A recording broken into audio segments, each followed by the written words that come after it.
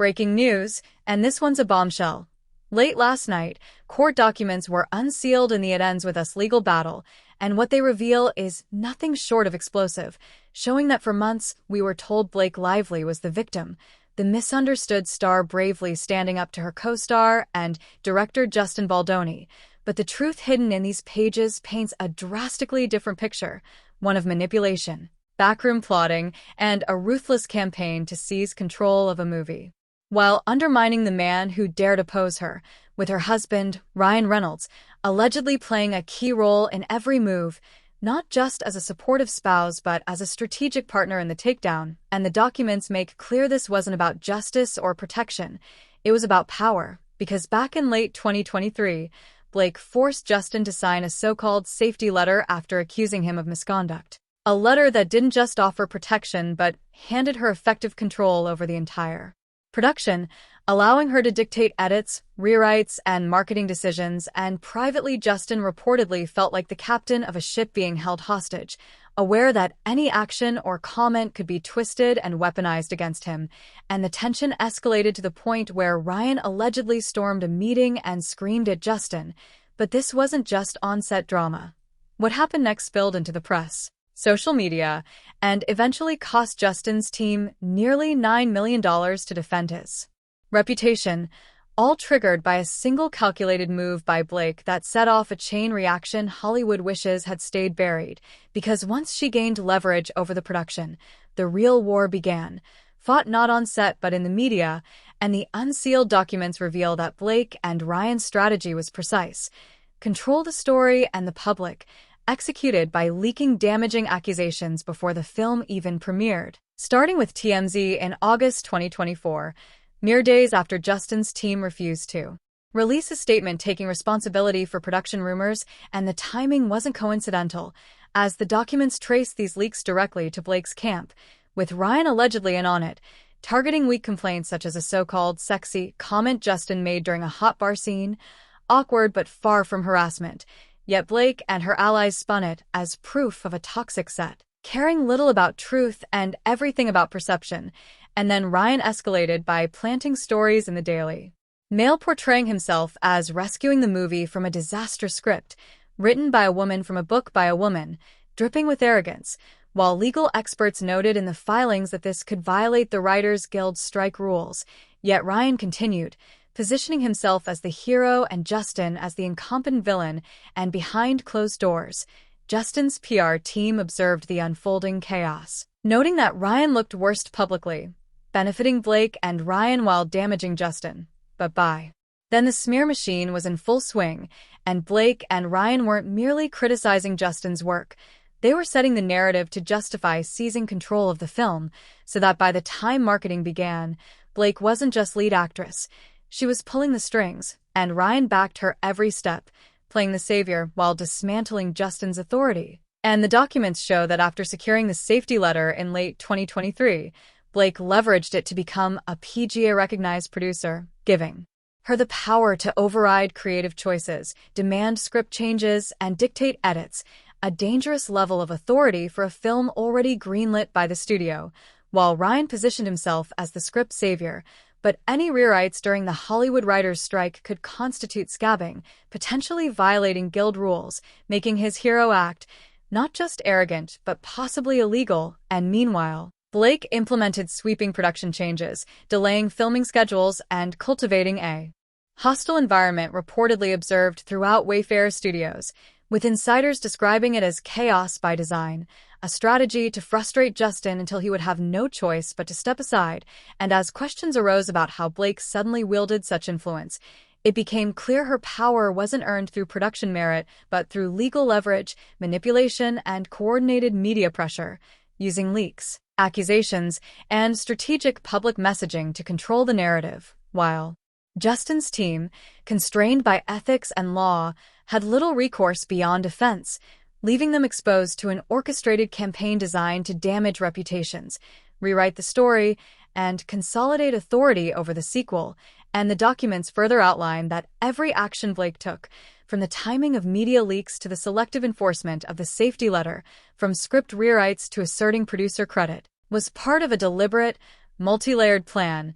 executed with the support and counsel of Ryan Reynolds, whose presence at meetings, emails, and strategy sessions is documented in the filings, creating a scenario in which the film's creative vision was effectively held hostage by Blake's personal ambitions, turning what should have been a collaborative production into a battleground, with the goal clear: to gain control, marginalize Justin, and set the stage for further leverage in the sequel, leaving Hollywood insiders shocked and audiences questioning the ethics, legality, and motives behind one of the most extraordinary behind-the-scenes conflicts in recent memory. When the leaks about HR complaints began flooding the media, it provided Blake Lively and Ryan Reynolds the perfect cover, giving them an excuse to justify taking over the production, portraying Justin Baldoni as the problem while masking their true objective, and yet the documents suggest this was never about safety, justice, or even the film's success. It was about complete,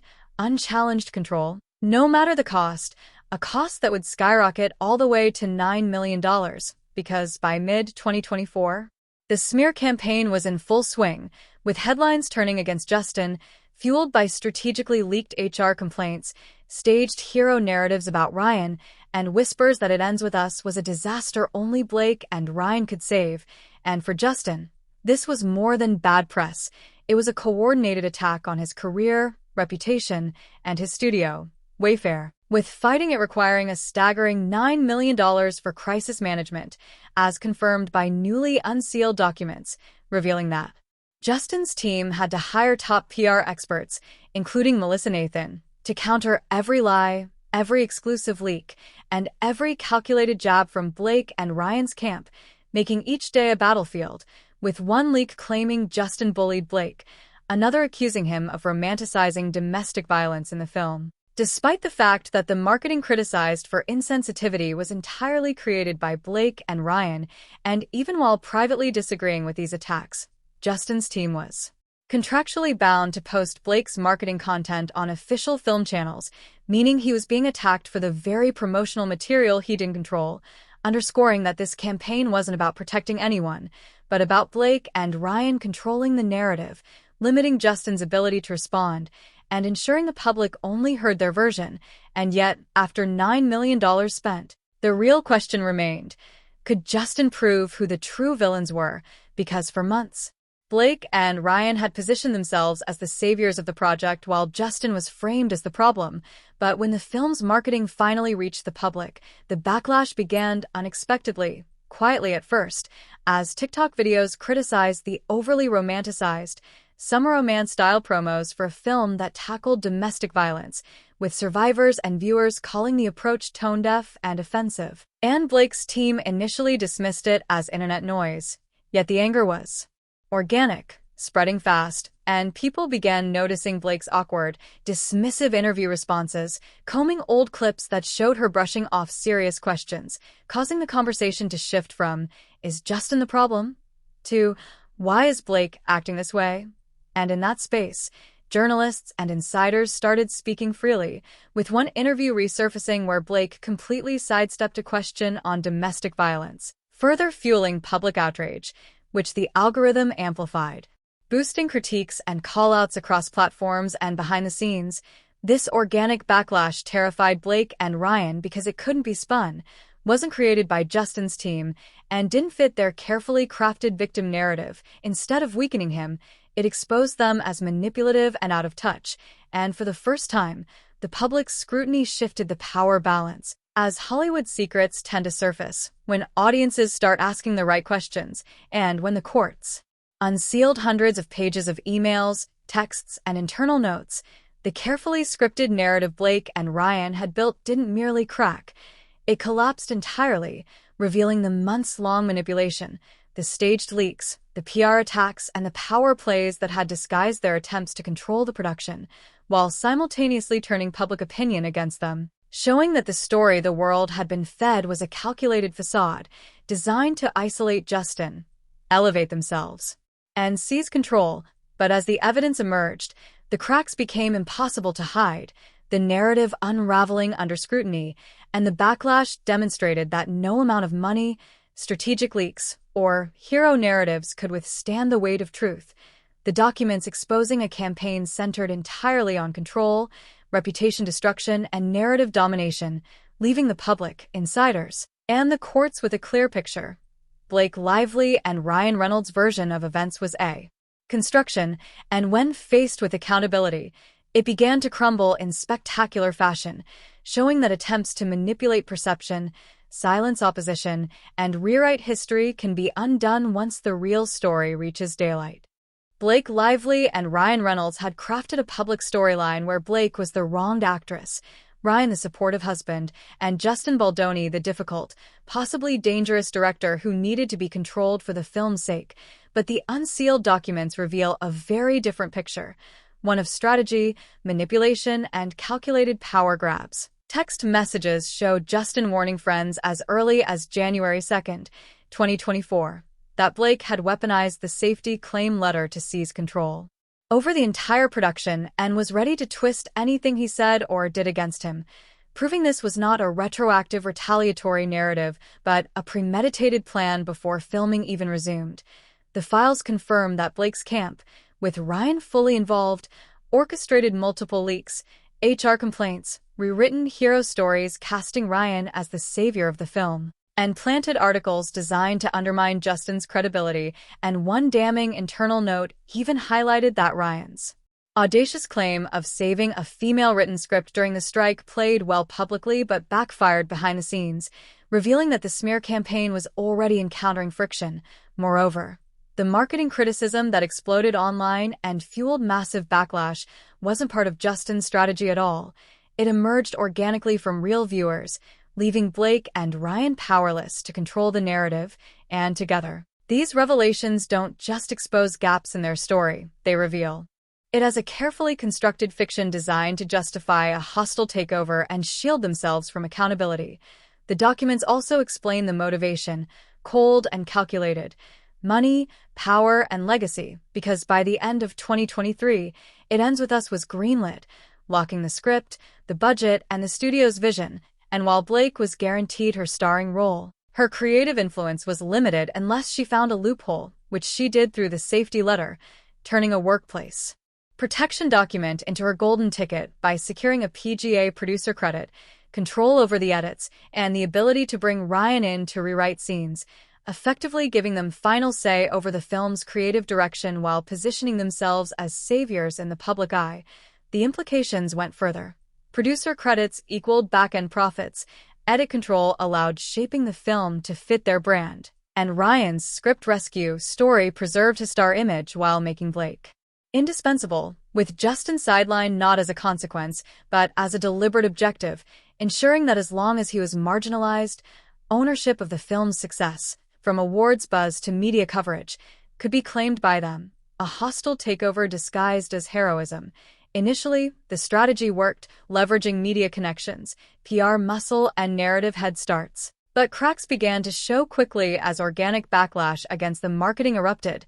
TikTok users ridiculing the floral, summer, romance-style promos for a film about domestic violence, with survivors and advocates calling them harmful, and Blake's dismissive on-camera responses only intensified public scrutiny, making it clear that the facade of control and victimhood was crumbling, exposing the campaign as a manipulative, premeditated power play.